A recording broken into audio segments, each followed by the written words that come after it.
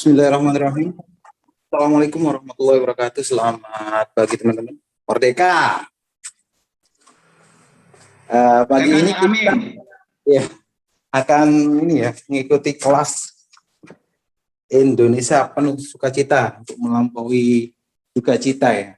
Karena banyak beberapa saudara kita yang kehilangan entah itu famili, keluarga karena COVID-19 ya. Jadi kita pada pagi hari ini berusaha untuk membantu ya melampaui keadaan tersebut.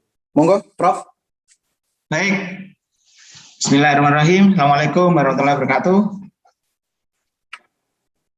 Waalaikumsalam. Bapak Ibu semuanya, alhamdulillah kita ini mendapat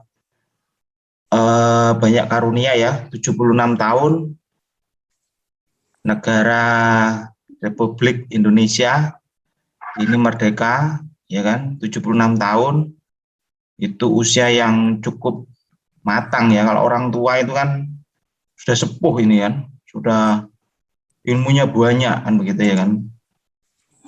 Nah, alhamdulillah kita pagi hari ini bersama Bang Aswar kita nanti memperingati kemerdekaan negara kita ini dengan belajar melalui peta kesadaran, mengenal diri ya. Karena peta kesadaran itu ternyata setelah saya sendiri pun belajar, ini ternyata manfaatnya luar biasa, ya kan? Jadi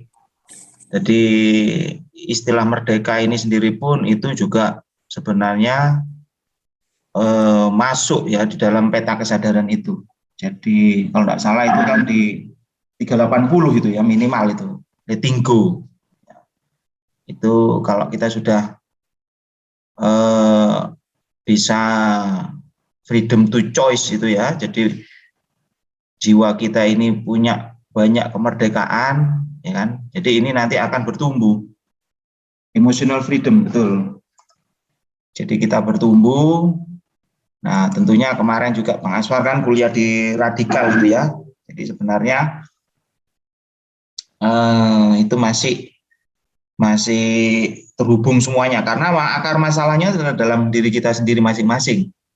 Ya, jadi semakin kita itu menyayangi diri kita, semakin kita itu mengenali, memahami diri kita ini ya. Karena diri ini kan kalau kita teliti itu kan ada unsur-unsur mulia ya, diri keilahian dan diri kemanusiaan. Semuanya itu penuh karunia, ya kan. Namun karena pengetahuan kita ini yang terbatas sehingga karunia yang sangat canggih itu, ya kan, itu kalau saya ibaratkan itu kan kalau kita berada di boardnya pilot, ya. Boardnya pilot dan kopilot di pesawat itu kan tombol-tombolnya kan banyak itu, ya kan. Saya mengibaratkan kalau pesawat itu awalnya di dimensi di darat, ini menuju ke dimensi di langit, ya kan. Jadi perlu teknologi, perlu pemahaman, perlu kombinasi, ya, semua pengetahuan agar kita ini bisa berubah ke dimensi dari dimensi di darat menuju ke dimensi di udara, ya kan. Jadi peta kesadaran itu mirip-mirip seperti itu. Nah, fitur-fitur. Jadi diri kita ini lengkap, maha fitur. Fitur-fitur kita ini maha lengkap, ya. Dari 20 sampai ya 700 itu ya yang diajarkan Bang Aswar itu. Jadi fitur-fitur itu detail, lengkap. Nah, ini sebentar iklan ini, si kecil, bentar ya. Oke.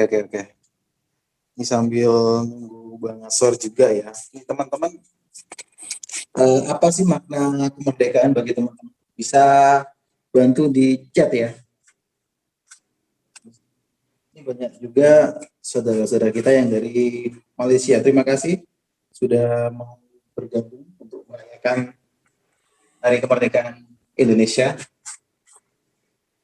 Lagi ini ya. Buat teman-teman sambil ngisi waktu, apa sih makna kemerdekaan bagi teman-teman yang sudah belajar tentang kesadaran bisa menggunakan Oke, Cak, lanjut Cak ya. ya, monggo. Ya. Jadi kita ini nunggu Bang Aswar masuk. Nah, sambil kita mereview ini kan, ini kayaknya kan teman-teman semua ini penggiat peta kesadaran semuanya ya kan. Jadi kita ini alhamdulillah ini kita punya mentor yang keren ya Bang Aswar ini, dengan sabar, telaten, apa namanya? Bang Aswar sudah masuk. Cak Amim. Halo Cak. Cak. Siap-siap, Prof. Bang Aswar sudah masuk, sudah bisa dimulai. Kok hilang ya? Kelihatan lagi ya? Oh, oke. Di co-host Cak. Monggo, Kang. Silakan Abang, nggak salah ya. Jadi silakan Bang Aswar untuk bisa dimulai Bang Aswar. Oke. Bismillahirrahmanirrahim. Assalamualaikum warahmatullahi wabarakatuh. Ini mau teriak merdeka tapi kok anu ya. Apa rasanya apa? Enggak ini gitu loh. Enggak jernih ya. Enggak jernih. Kenyataannya memang ya mungkin selama ini kita memahami kemerdekaan itu sebagai hilangnya tekanan ya. Jadi lalu kemudian setelah nggak ada tekanan, lalu kita bilang merdeka, itu enggak merdeka aslinya. Itu kan sama dengan skala psikologi ya. Skala psikologi itu kan dia skala stres. Skala stres. Minus 10 sampai minus 9, minus 8, minus 7, minus 6, minus 5, minus 4, minus 3, minus 2, minus 1, 0. Sampai 0 ini tuh enggak merdeka. Enggak merdeka. Kenapa? Karena masih dekat dengan ini. Hanya nggak ada tekanan bukan berarti kita merdeka. Mestinya kemerdekaan itu skalanya bukan skala stres, tapi skala joy ya. Kita langsung tembak situ dulu ya. Kita memahami merdeka ini kadang latah. Skalanya apa merdeka itu? Skala stres apa skala joy? Ini penting dipertanyakan. Nek, saya kok merdeka itu ya skala joy. Bukan skala stres. Ya, skala happy. Gitu. Nah, ini kita kadang-kadang itu sudah 76 tahun merayakan kemerdekaan, tapi kita tidak punya kemampuan distingsi jane merdeka itu apa gitu ya. Mari kita di hari ulang tahun kemerdekaan 76 ini ya, kita definisikan merdeka itu sebagai level joy. Level joy ya. Pakainya skala joy 1 pertumbuhan, 2 3 4 5 6 7 8 9 10. Dan gitu ya. Itu poinnya, itu poin yang ingin kita tegaskan ya. Merdeka itu skalanya level joy.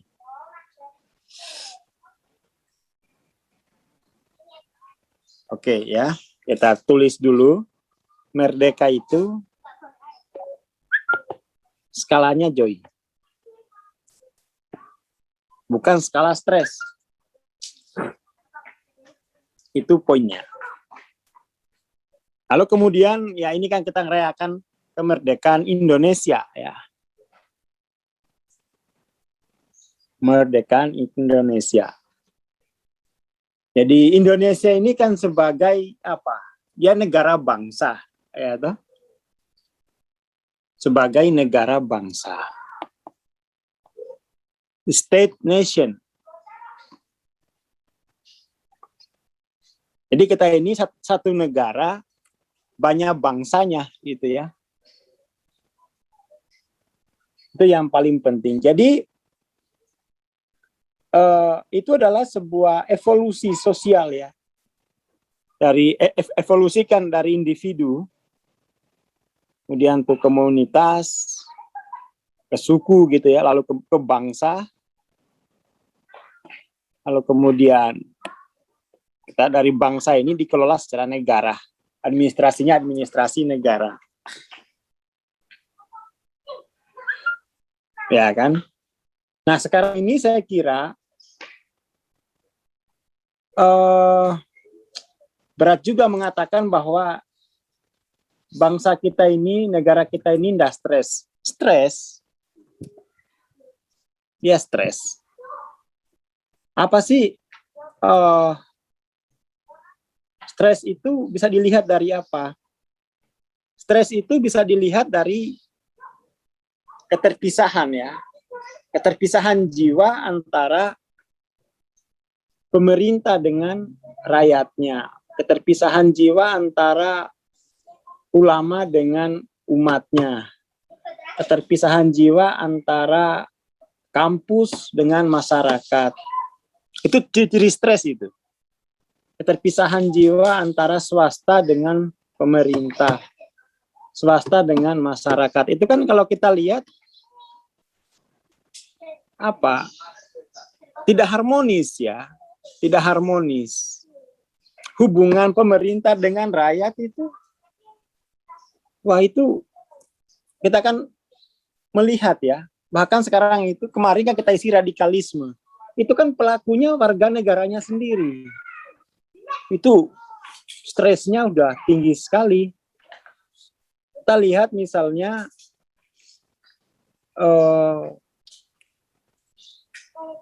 ulama dengan sekelompok ya menyerang pemerintahnya sendiri, itu bagaimana itu?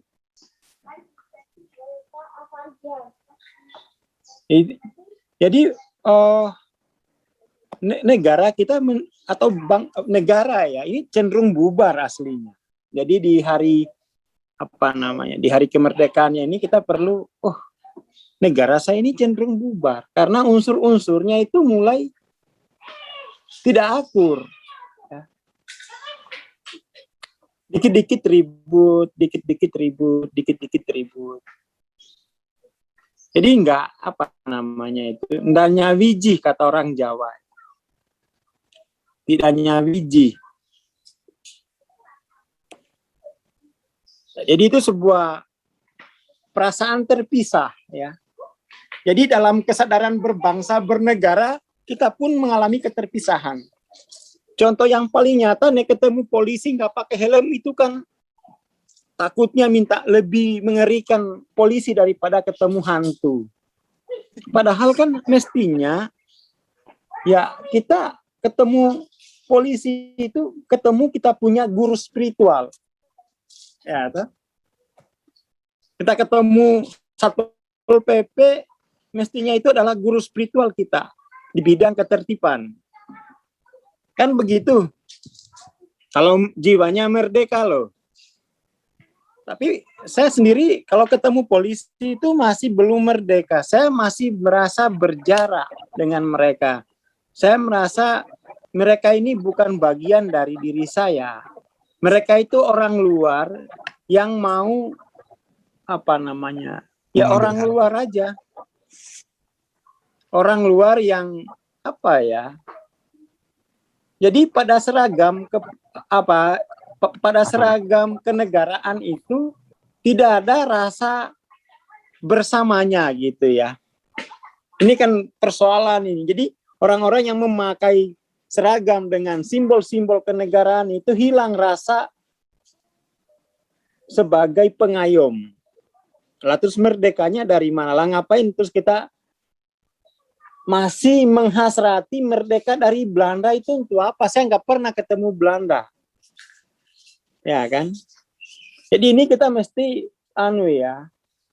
definisi hari merdeka ini sekarang harus dinaikkan ke level berikutnya. Kalau sama Belanda aku nggak pernah ketemu Belanda. Jadi kayak kita disuruh ke masa lalu Enggak, harusnya evolutif dong, harusnya tumbuh ya. Sehingga hari kemerdekaan yang kita rayakan ini hari kemerdekaan yang terkonfirmasi dalam pengalaman sehari-hari. Bukan kemudian hari kemerdekaan dari Belanda. Itu udah selesai gitu kan. Saya ingin merayakan hari kemerdekaannya itu pada level yang lebih tinggi. Mestinya begitu ini ceramahnya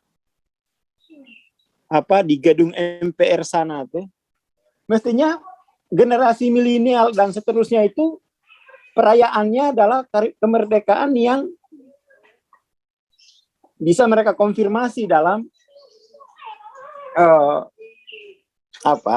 kehidupan sehari-hari. Jadi ini mari kita coba ulang definisi, kita coba cari definisi baru, level kemerdekaan baru gitu loh.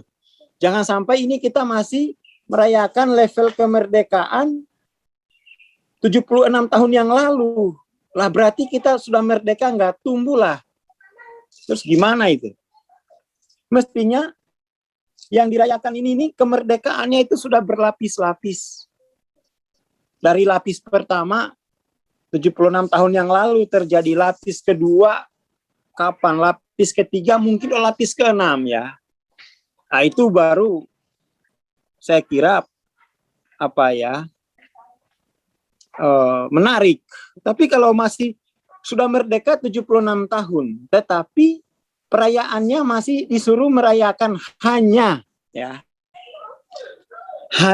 peristiwa 76 tahun yang lalu. Lah kita 76 tahun ini ngapain aja kan kata orang Jakarta ya.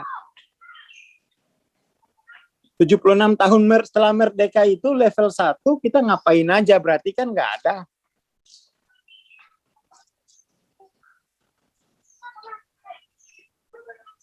Kan gitu. Nah ini jadi hanya seremoni. Jadi perayaan jangan sampai ya. Perayaan kemerdekaan yang ke-76 ini itu hanya peringatan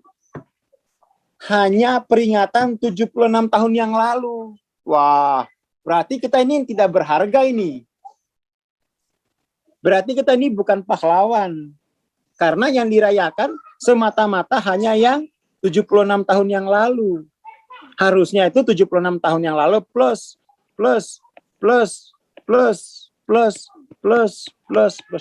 Baru aku mau merayakan. Kalau hanya seremonial 76 tahun yang lalu, ya malu lah ya. Makanya tadi saya mau bilang merdeka itu malu.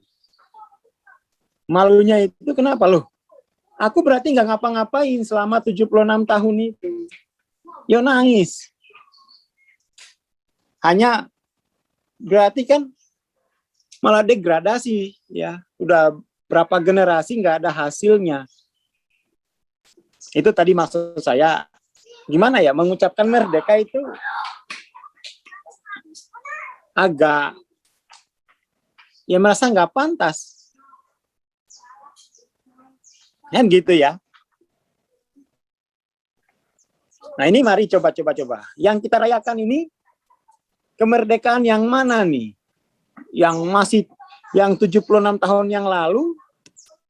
Kalau hanya itu terus kita ngapain gitu. Jadi kita seolah-olah itu kayak penonton ya. Kayak menonton pertandingan misalnya Liga Inggris. Jadi kita ini ikut merayakan itu bukan karena merayakan, tapi karena bayar tiket. Jadi merdekanya kita ini merdeka karena bayar tiket atau memang merdeka sebagai pemain gitu ya. Nah, ini penting nih. Jadi apa namanya, yang kita rayakan ini apa gitu. Kalau hanya tiket ya nggak mau saya. Oke lah, pada level 1 ya kita setelah kita merdeka, generasi berikutnya kan sudah dapat tiket tuh. Ya, dapat tiket masuk ke dalam negara yang merdeka. Kita dapat tiket. Tapi setelah itu ngapain? Ya kan? Hal-hal semacam ini harusnya menjadi refleksi setiap hari kemerdekaan. Jadi kita ini, apalagi di Indonesia, itu kan banyak hari-hari, banyak peringatannya. Dan itu harus menjadi titik tolak refleksi. Harus menjadi titik tolak refleksi untuk mengkritisi partisipasi diri kita ya di dalam kehidupan. Jadi kemerdekaan itu kemudian melahirkan partisipasi. Oke ya, jadi kemerdekaan itu melahirkan partisipasi. Tanpa ada kemerdekaan, tidak mungkin ada partisipasi. Yang ada itu hanya mobilisasi, ya. Mobilisasi itu hanya untuk jiwa yang belum merdeka. Tapi kalau sudah merdeka itu mesti partisipasi. Makanya saya bingung. Saya bingung gitu. Bingungnya itu kita ini merayakan 76 kemerdekaan itu kan begini harusnya ya. Kemerdekaan 76 ini kan angka dari startnya 1. 76 ini kan jangan sampai 76 ini adalah simbol dari 1 yang ini. Wah itu ngapain? Itu namanya kita mengalami megaloman ya. Atau apa tuh? Sudah hanya 1 kali 76 kali 1. 1 kali 76. Ya. Jadi sudah 76 kali hanya untuk merayakan kemerdekaan yang 1 ini. Nah, terus harusnya kan 76 ini hasil dari 1 tambah 1 tambah 1 satunya yang ini, 1 yang beda dengan yang ini. 1 yang beda dengan yang ini. 1 yang beda dengan yang ini. 1 yang beda, 1 yang beda, 1 yang beda. Akhirnya terakumulasi kan. Jadi modelnya itu model kayak gini. Nah, mestinya kan seperti ini kesadaran kita itu terhadap 76 itu. Jangan sampai hanya 1 yang ini toh dikalikan 76 kali. Ya udah evolusi lah. Nah, itu hanya persoalan angka 76-nya aja itu kita enggak menyadarinya gitu. 76 ini 76 kali mengulangi 1 atau 76 kali pertambahan kemerdekaan. Ya, toh? Coba.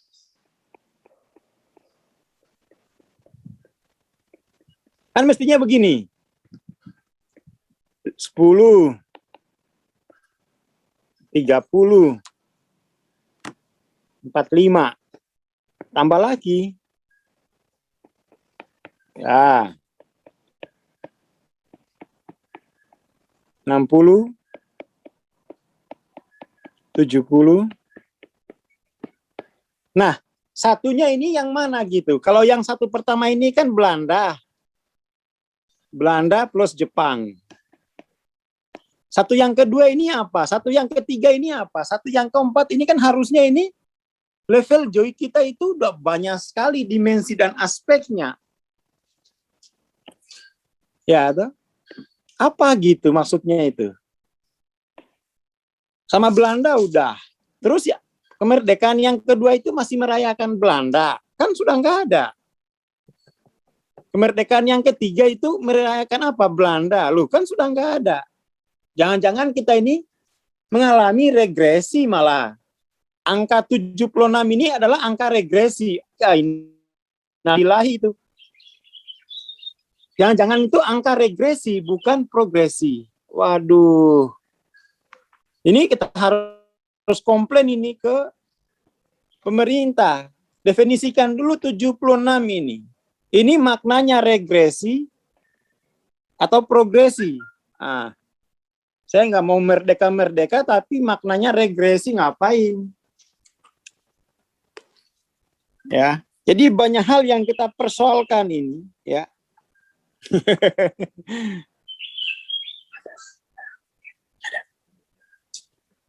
Gitu ya. Sama dengan umur kita. Umur yang 40 ini 40 kali 40 itu regresi atau 40 progresif. Hati-hati, hati-hati ya. Hati-hati. Ini penting ya. Kan ada tuh perayaan ulang tahun ke-40. Ini 40 regresi atau 40 progresif ini? Itu maknanya beda. Kalau yang progresif itu kayak gini. Yang pertama menang dari lepas dari Belanda, joy kita. Yang kedua lepas dari apa? Yang keempat lepas dari pengkondisian apa? Kelima itu berarti kan sudah kita lepas dari 76 jenis pengkondisian. Mana yang 76 ini?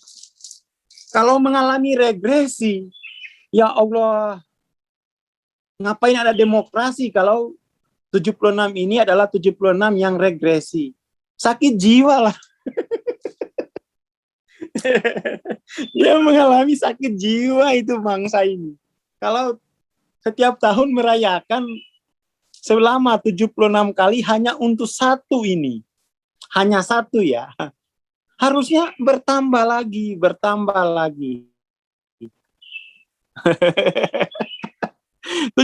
tahun regresi. Ya Allah, apa yang dirayakan? Penyakit kok dirayakan? Ketidaksadaran kok dirayakan? Kasihan itu paskibrakanya. Merayakan merayakan penyakit, merayakan ketidaksadaran gitu. Ya la ilaha illallah. Gimana ini?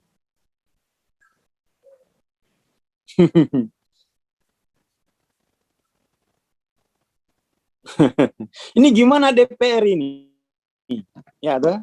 Mana para politisi itu kan mestinya partai politik itu kan mengedukasi masyarakat untuk menyambut perayaan berikutnya. Ya, tuh. Ya, ini kita jangan-jangan tuh hanya peringatan. Ya Allah. Kok aneh? Ya. Kok aneh? Kok aneh? Ini tamparan ini ya, sadar. Beri definisi. Apa makna 76 ini? Apa makna 76 ini? Regresi atau progresi? Mari kita, mana Pak Jokowi ini kita ini ya. Kita tanya dia. Dan itu lebih tepatnya mari kita renungkan sendiri makna 76 ini itu apa? Kok kita jadi kehilangan makna akan angka-angka ini gitu loh. Kok jadi kehilangan makna?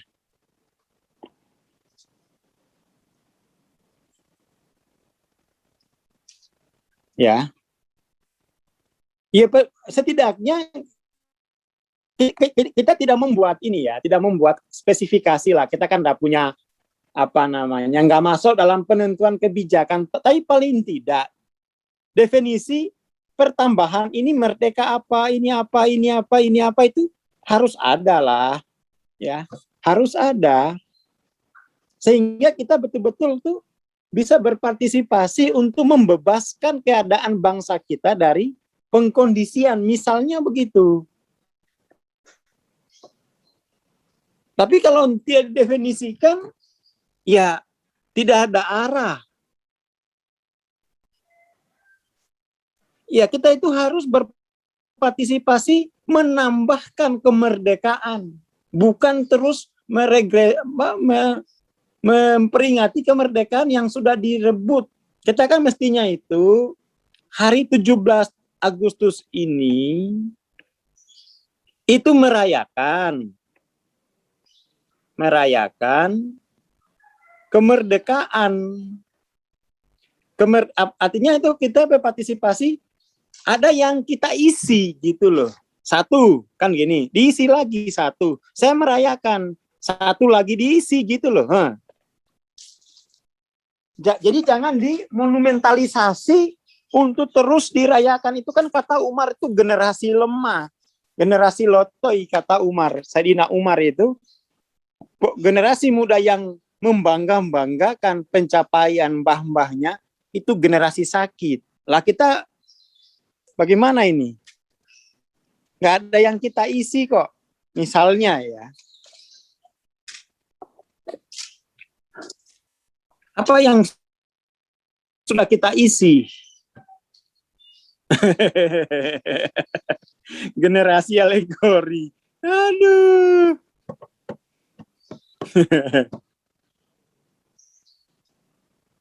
Ya kan?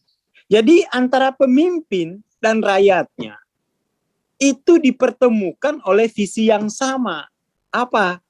Dipertemukan oleh visi yang sama, yaitu kemerdekaan. Kan begitu. Pemimpin dan rakyat itu dipertemukan oleh visi yang sama. Apa? Kemerdekaan. Janji akan kemerdekaan. Nah sekarang ini nggak jelas ini. Rakyatnya mengkritisi pemerintah. Pemerintah kemudian, loh karena nggak ada visi kemerdekaan yang sama. Ini persoalannya, ya, ini persoalan. Jadi keterpisahan itu, keterpisahan antara rakyat dan pemerintah itu karena tidak ada visi kemerdekaan itu. Kita mau membebaskan apa dari sanubari masyarakat kita itu? Mau membebaskan apa? Nggak jelas definisinya. Anggarannya banyak, tapi nggak jelas. Nggak jelas gitu loh. Tujuannya itu nggak jelas. Akhirnya saling curiga. Iya, nggak jelas progresnya. Akhirnya saling curiga. Pemerintah mencurigai rakyatnya ini malas, sementara rakyat mencurigai pemerintahnya ini korup. Akhirnya konflik antara dua tadi dimanfaatkan oleh buzzer, ya toh? Dimanfaatkan oleh buzzer lah. Ya Allah, ini gimana ya? Ini saya pingin nyanyi dangdut, ingin ku teriak, ingin ku menangis gitu ya. Seperti itu. Ini penting ya, teman-teman, ini penting. Ini hanya, ini dulu lah, mari kita renungkan ya. Soal angka 76 ini. Itu paling penting. Dan itu terkait dengan misalnya pertambahan umur kita ini, saya progresi atau saya regresi. Atau saya fiksasi begitu. Jadi kalau tahun depan masih jomblo itu harus merenung lagi. Ini saya regresi atau progresi, harus dijelaskan ya. Kalau tahun depan masih ada yang jomblo, itu harus ditanya. Kamu jomblonya ini progresif atau regresi? Jomblo progresif, ya bagus.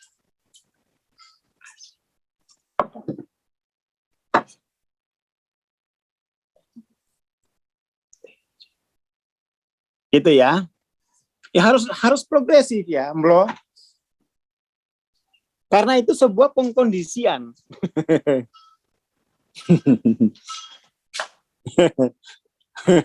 Ya, yang penting itu ada pertanggungjawaban progresifnya gitu ya. Jadi ada skala progresif. Itu yang paling penting. Jadi kemerdekaan 76 tahun ini harus ada skala progresifnya.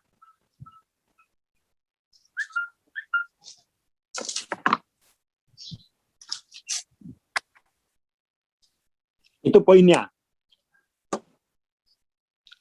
Nah, Mas Samim dikasih lagu dulu satu, ya. Break dulu, break. Kasih lagu satu apa gitu. Halo Bandung atau apa. Diselingin lagu apa gitu ya.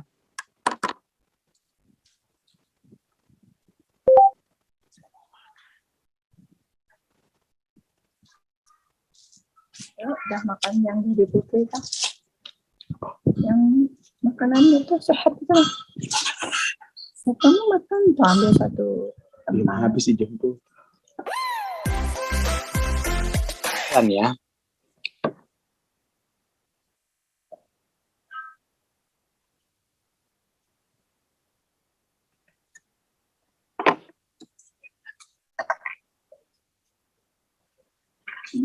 Ngomong gitu doang. Jadi apa? Pengkondisian itu artinya apa sih? Lawan dari kemerdekaan itu kan keterpaksaan ya. Kemerdekaan itu kan artinya lepas dari keterpaksaan.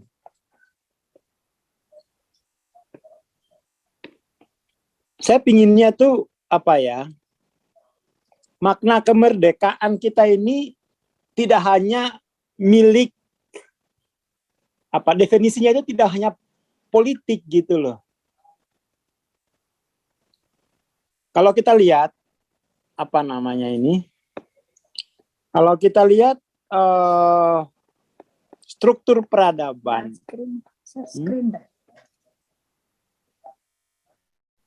Saya cuma mau apa namanya? Mau ngambil ini ya.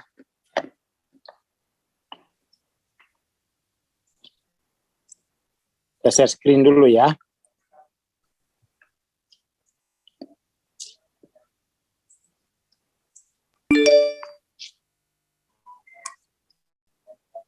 Saya khawatirnya itu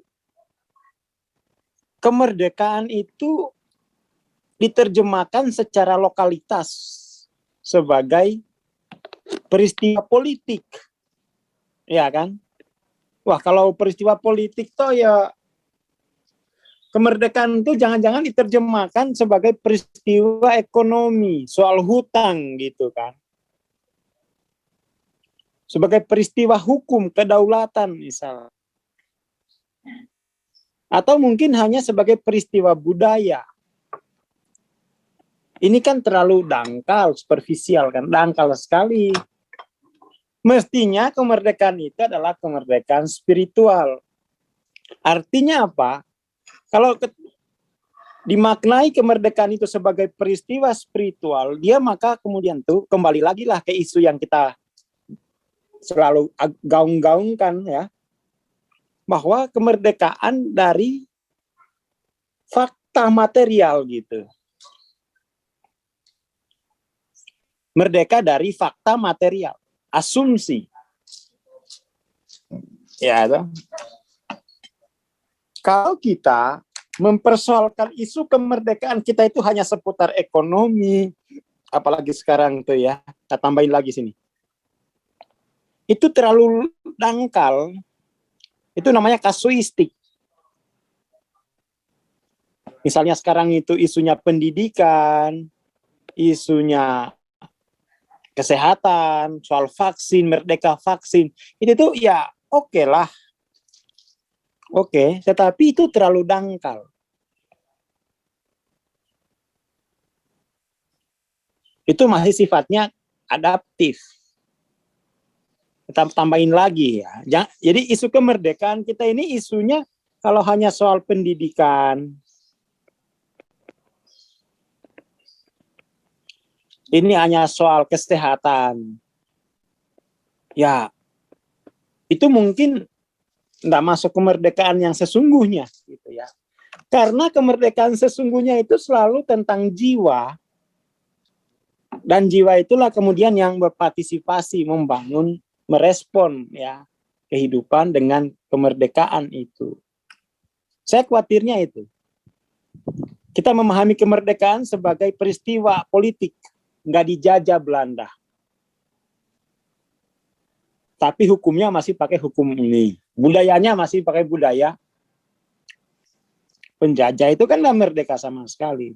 Kita khawatirnya masyarakat ini memahami kemerdekaan sebagai peristiwa ekonomi, bebas utang. Tidak. Itu hanya akibat. Kita misalnya memerdeka pendidikan, itu hanya akibat. Merdeka secara kesehatan itu hanya akibat dari kemerdekaan kita dari fakta material.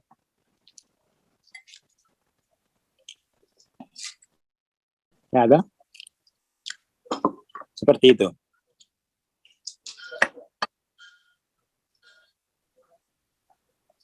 Jadi kita perlu ini ya. Jadi kita jangan tuh nggak mengerti arti kemerdekaan itu.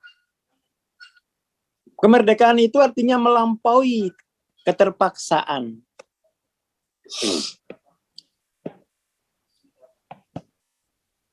Kemerdekaan itu melampaui keterpaksaan, melampaui pengkondisian.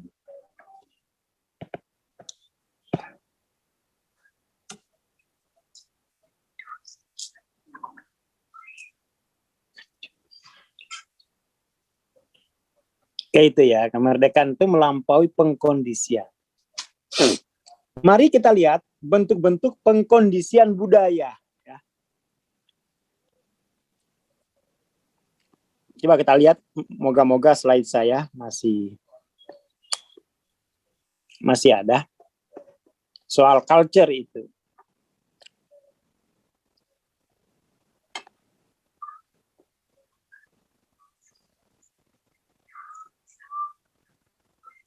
Oh, nggak ada lagi. Oh, ini ya. Pengkondisian pertama itu dari sini gitu ya. Kita harus lampaui pengkondisian. Indonesia dalam peta ini masuk dalam culture shame.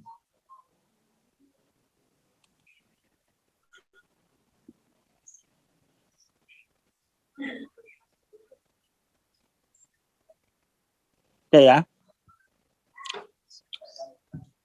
Shame itu begini. Saya ambil contoh. Saya mau dialog sama siapa, satu orang lah.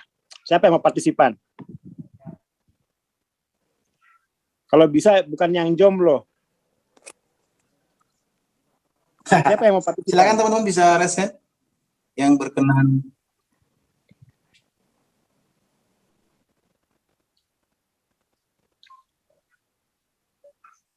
Ya Mas Cami Mae wes.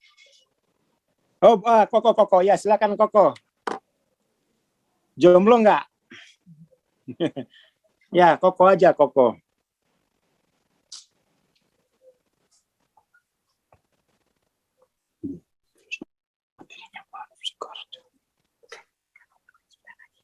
Gimana Bang? Halo Kok, apa kabar? Baik, Bang. Alhamdulillah. Posisi di mana ini? Rumah. Oh, di rumah. Oke lah ya. Jadi kita mari coba maknai kembali kemerdekaan itu artinya melampaui keterpaksaan. Saya contohkan culture shame itu. Jadi ini kan Koko kebetulan ini ya pengantin baru gitu ya. Nah, kalau misalnya kita lihat ada bayi yang umur katakan 3 bulan mecahin Gucci harga 1 miliar,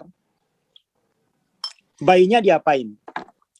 Diomelin pasti, Bang, kalau di sini, Bang. Bayi kok. Oh, bayi umur 3 bulan.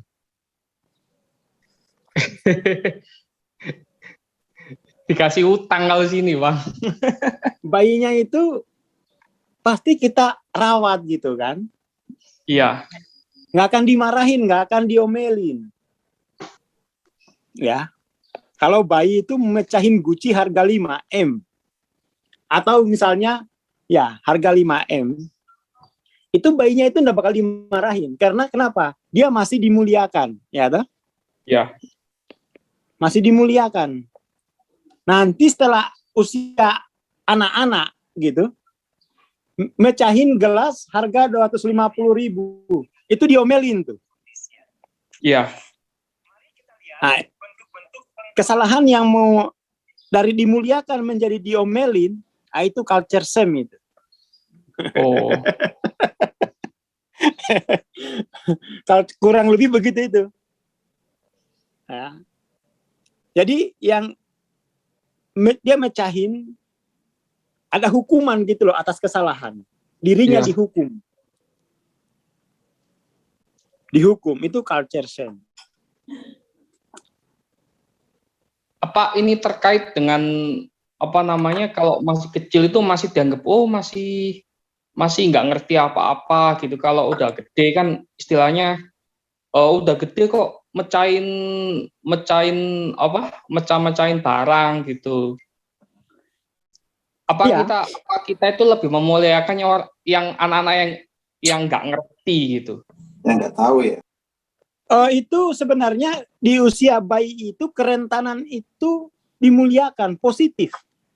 Oh. Setelah anak-anak kemudian kerentanan itu dianggap merugikan gitu.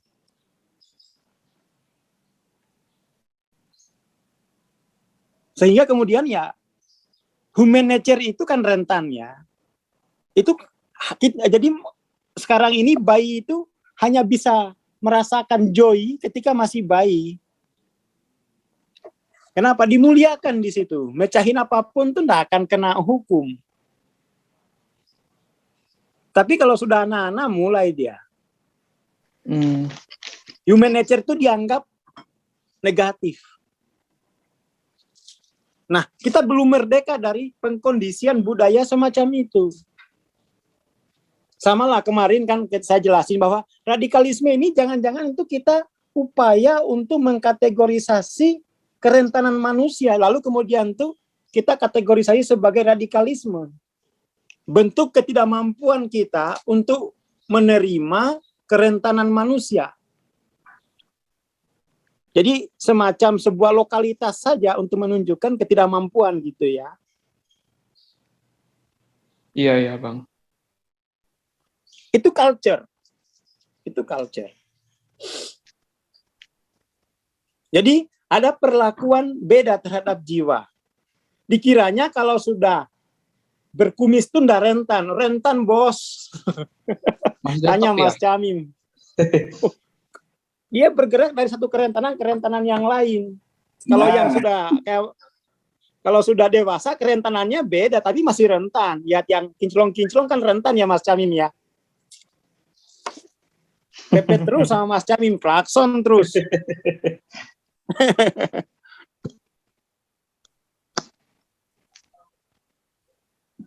Jadi ini nih soal asumsi ya. Jangan sampai kita hanya main-main di sini nih. Di level lapisan kedua. Kita upaya untuk mengisi kemerdekaan lalu kemudian tuh merampas kemerdekaan jiwa. Ya opo kayak gitu. Munafik. Munafik. Sesuatu yang superficial ya.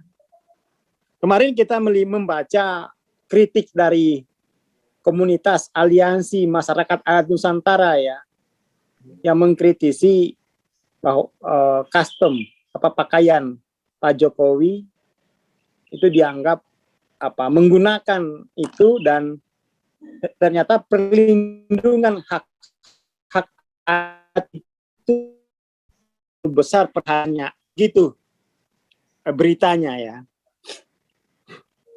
Ya inilah yang hal-hal yang kayak begini ini kita yang masih belum selesai gitu loh. Cenderung politis cenderung politis artinya itu cenderung bujukan ya, dibujui. Ya kalau harusnya memang memakai budaya-budaya begitu ya harusnya dia menjadi itu. Dan itu tidak boleh ada yang komplain karena dia menjadi itu. Siapa yang berani mengkritik? Lah kalau masih dikritik itu berarti ini memang ada sakit ini bangsa kita ini. Aslinya itu regresi tetapi pingin maju. Akhirnya apa? Pencitraan.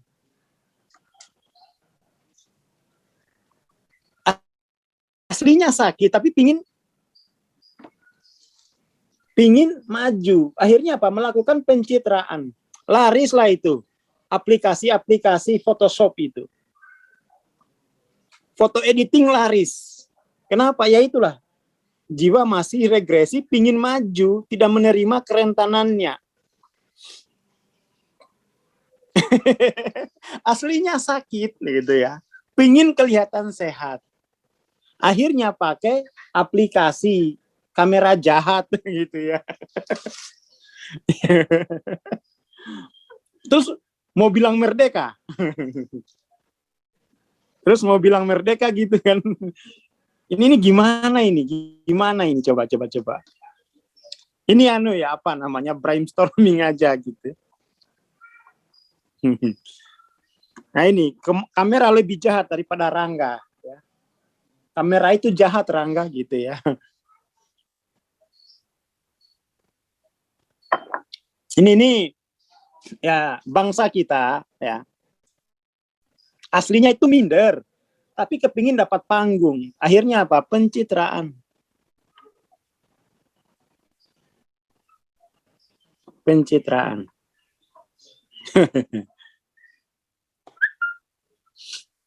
karena kita selama ini sudah terlanjur kehilangan makna kemerdekaan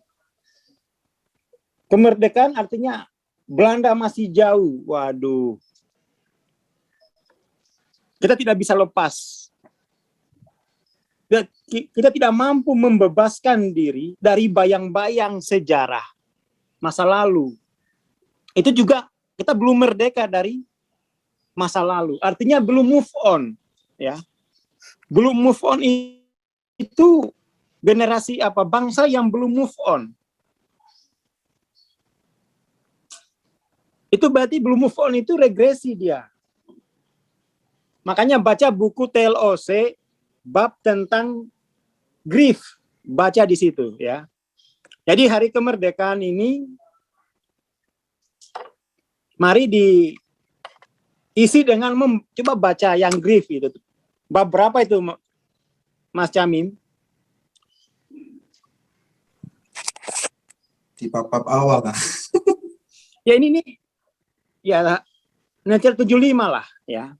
Banyak kesedihan itu akhirnya kan kalau orang jiwanya mengalami kesedihan itu ciri bahwa dia bersandar pada sejarah yang rapuh. Sandarannya itu epistemologinya rapuh gitu ya.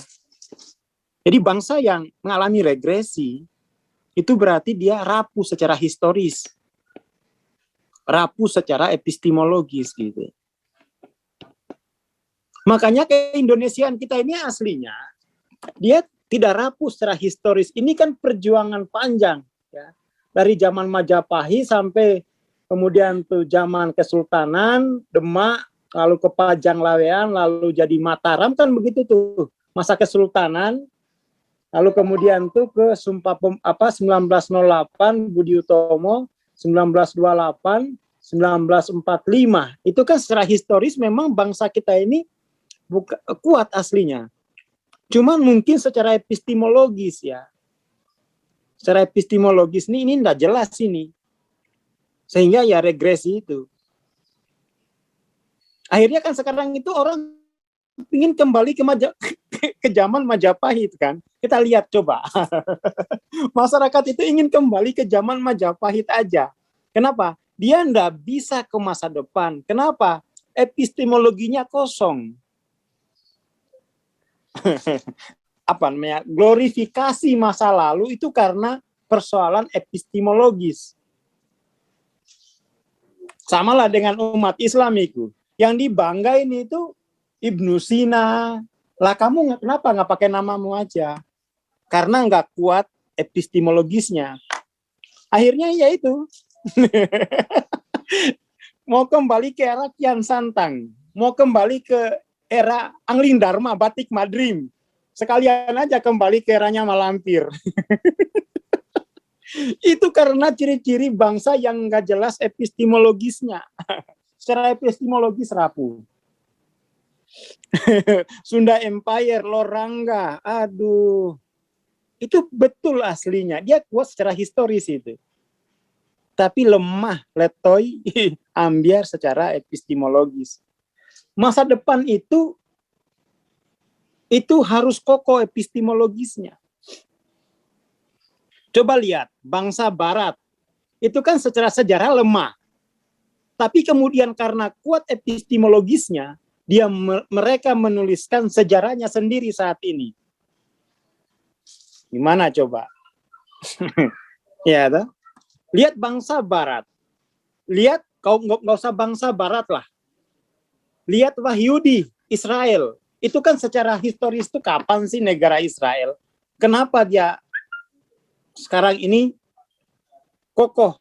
Ya karena dia memperkuat epistemologisnya. Apa itu epistemologis? Baca buku TLOC, jangan tanya-tanya lagi itu ya. Baca buku Power Force.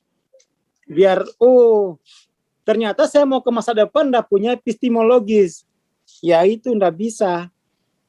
Masa depan itu dibangun dari fondasi epistemologis yang kokoh. Kalau nggak punya epistemologis, masa depan itu akan diisi oleh obat terapi. Sembuh kambuh, nggak pernah tumbuh. Kenapa? Tumbuh itu butuh fondasi epistemologis. Ya. Kita kan udah belajar epistemologis linear, non linear.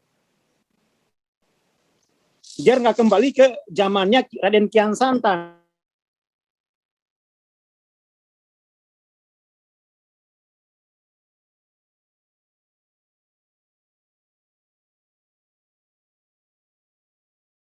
Dan terutama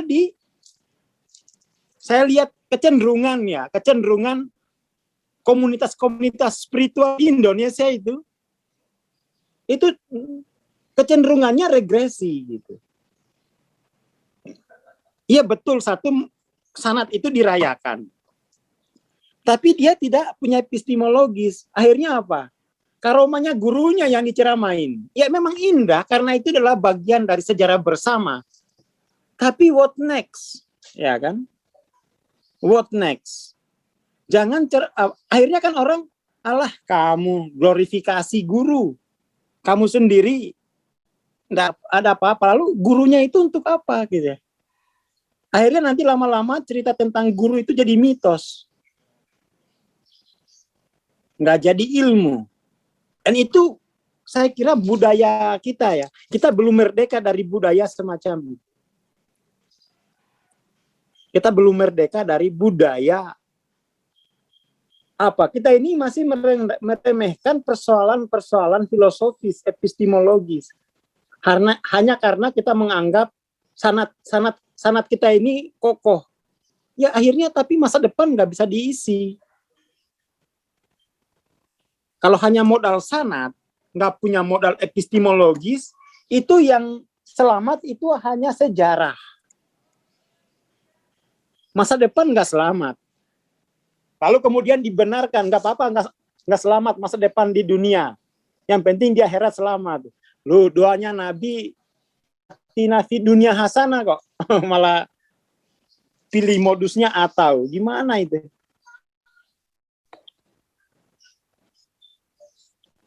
Oke ya. Gitu.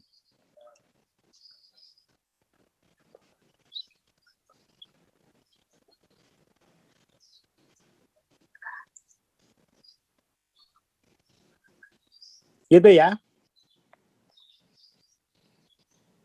Jadi ini hari kemerdekaan itu, oke lah. Kita secara sanat itu, historis itu kuat. epistemologisnya. Jadi kita harus merdeka dari apa sih lawan apa ya? Epistemologis itu awam ini. Merdeka dari sebagai orang awam. Jangan mau menjadi orang awam. Jadi transisi dari awam ke intelek, ke cerdas, itu tuh dimulai dari pemahaman akan epistemologis.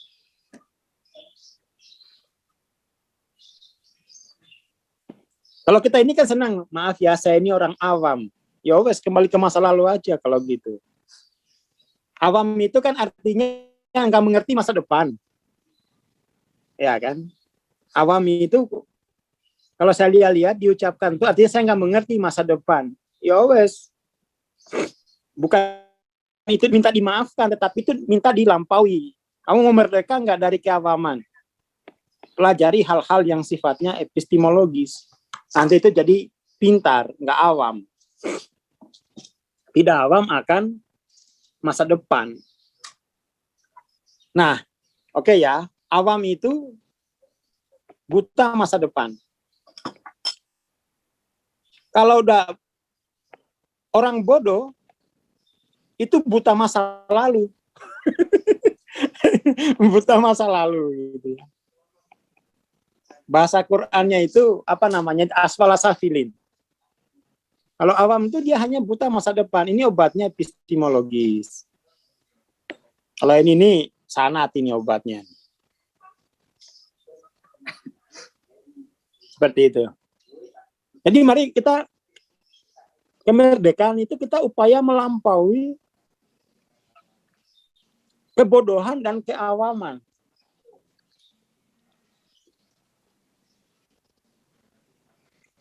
Iya kan? Seperti itu.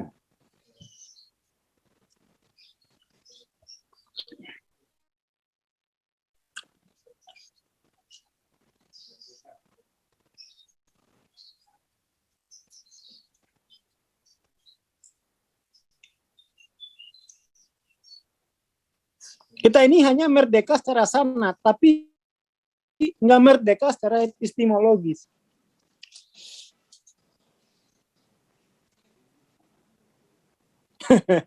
Sanat kemerdekaan kita ini dari zaman apa? Dari zamannya ketika siapa itu apa yang hancurin Kubilaikan itu loh, siapa tuh ya? Itu sanat kemerdekaan kita itu panjang gitu. Sanat kemerdekaan kita ini bukan baru kemarin sore sanatnya. Sanatnya itu panjang. Ya, tapi epistemologisnya nggak ada, akhirnya nggak bisa diisi. Loh, Raden Wijaya, ya Kertanegara gitu. Itu kan sanatnya dari situ kita tuh. Sanat yang paling pendek di situlah. Sanatnya dari situ. Ya. Sanatnya kan dari situ tuh terus. Jadi secara historis itu kokoh, tapi epistemologisnya ini loh. Yang ini yang kadang-kadang itu bangsa kita ini senang sekali disebut wong cili. Orang awam senang sekali. Kenapa? Nggak akan dimintai pertanggungjawaban akan masa depan. Lah, gitu baru dimobilisasi untuk merayakan hari kemerdekaan.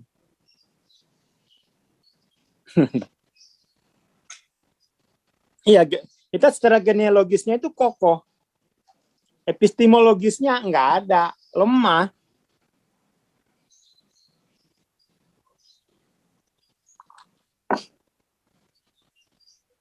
Ini apa namanya? Persoalan bangsa kita yang belum merdeka itu, ya, belum merdeka. Belum merdeka. Kalau dulu kan kemerdekaan itu hanya soal kulit kita ini gampang lecet atau kebal ya. Kalau sekarang nggak bisa lagi. Itu harus otaknya yang canggih, bukan lagi ototnya yang kebal.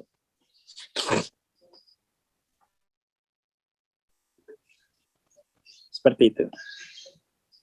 Saya kira itu dulu ya untuk apa namanya acara ini, nggak usah banyak-banyak, kan udah jelas nih terdefinisikan, oh lemah epistemologis.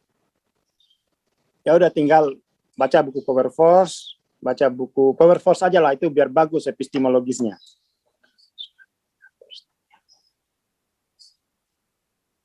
Kalau jadi. Gitu dulu ya Mas Jamim ya. Baik, terima kasih Bang Asmar. Terima kasih. Kenapa partisipannya? Baik, Bapak Ibu semuanya, alhamdulillah perayaan kemerdekaan bersama Bang Asmar sudah kita nikmati bersama, dan buahnya ini ya untuk untuk terus membenahi makna kemerdekaan itu sendiri. Ya, dimulai dari diri kita masing-masing dulu. Ya kan? Baik, saya kira itu saja dulu. Terima kasih. Nanti kita bisa berjumpa lagi. Silakan Cak Kamim. Ya, terima kasih teman-teman. Ditunggu ya info kelas-kelas selanjutnya di Peminat Taksadaran atau di grup lainnya. Terima kasih Bang Aswar, terima kasih Prof.